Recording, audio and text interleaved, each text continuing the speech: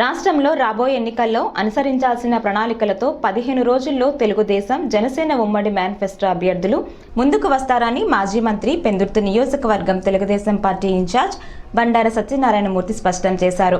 అనకాపల్లి జిల్లా సబవరం మండలం నల్లరేగునవాలిపాలెంలో శనివారం రాత్రి జరిగిన బాబు షూరిటీ భవిష్యత్తుకు గ్యారంటీ కార్యక్రమంలో ఆయన ముఖ్య అతిథిగా పాల్గొన్నారు. ఈ సందర్భంగా పార్టీ శ్రేణులు కార్యకర్తలను ఉద్దేశించి మాట్లాడుతూ రాబోయే ఎన్నికలకు సిద్ధంగా ఉండాలని పిలుపునిచ్చారు. ముఖ్యంగా ఓటర్ల జాబితాలో జరుగుతున్న అవకతవకలపై ప్రత్యేక దృష్టి సారించాలన్నారు.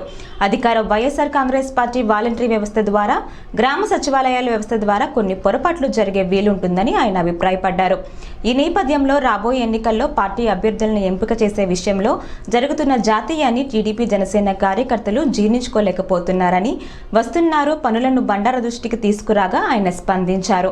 రాష్ట్రంలో 2-3 చోట్ల భారీ బహిరంగ సభలు ఏర్పాటు చేయడం ద్వారా తెలుగుదేశం పార్టీ జనసేన పార్టీ అభ్యర్థుల జాబితాను ప్రకటించడంతో పాటు ఉమ్మడి మేనిఫెస్టో కూడా విడుదల చేసే అవకాశం ఉందని ఆయన కుండ బద్దలు కొట్టినట్టు చెప్పారు. అదే సమయంలో ఆ గ్రామంలో ఎవరో మృతి చెందిన సమాచారం రావడంతో సభ మధ్యలో ముగించారు. చంద్రబాబు నాయుడు, పవన్ కళ్యాణ్ ఆలోచన మేరకు అభ్యర్థుల జాబితా ఉంటుందని, వారి నిర్ణయాన్ని ఇరు పార్టీ నేతలు శిరసా వహిస్తారని ఆయన ఒక ప్రశ్న జవాబుగా చెప్పారు.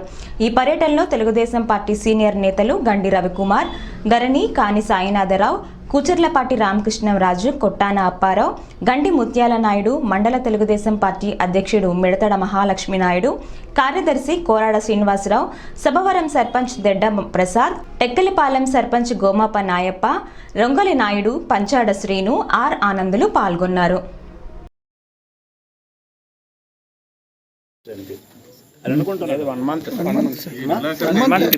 ఇప్పుడు 1,80,000 అని చెప్పి గవర్నమెంట్ ఆఫ్ ఇండియా డబ్బులు ఇచ్చేసి చేదులుకుంటున్నాడు.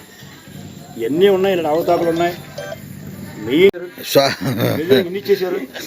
ఇవన్నీ అంటే మాలో డిస్టర్బెన్స్ క్రియేట్ చేయాలని చాలా తాపత్రయపడుతున్నాడు జగన్మోహన్. ఇవి యుద్ధం చేయడానికి ఈ అవినీతి మీద త్వరలో జనసేన తెలుగుదేశం సంయుక్తంగా మా ప్రణాళిక అనౌన్స్ చేస్తున్నారు. 3 సమావేశం ప్రెస్లో చెప్పాను. రాష్ట్ర వ్యాప్తంగా 3 సమావేశాలు పెద్ద పెడుతున్నారు. విశాఖపట్నం, విజయవాడ, తిరుపతితో తెలీదు. 3 సమావేశాల్లో పవన్ కళ్యాణ్ గారు, చంద్రబాబు గారు ఒకే వేదిక మీద నుండి మా ప్రణాళిక అనౌన్స్ చేస్తారు. బహుశా అక్కడే సీట్లు కూడా అనౌన్స్ చేసే అవకాశం ఉంది. అన్ని అది విశాఖపట్నం, బహుశా విజయవాడ, బహుశా తిరుపతి మాకు సాహిత్యం మీకు తెలుసు కదా. 3 గారు తిరుపతిలో ప్రారంభించారు. గారు, పవన్ గారు, చంద్రబాబు గారు సెంటిమెంట్లుగా మళ్ళీ తిరుపతిలోనే ప్రారంభం అవ్వచ్చు. అక్కడే సీట్లు ప్రణాళిక వస్తాయి, త్వరలోనే వస్తాయి.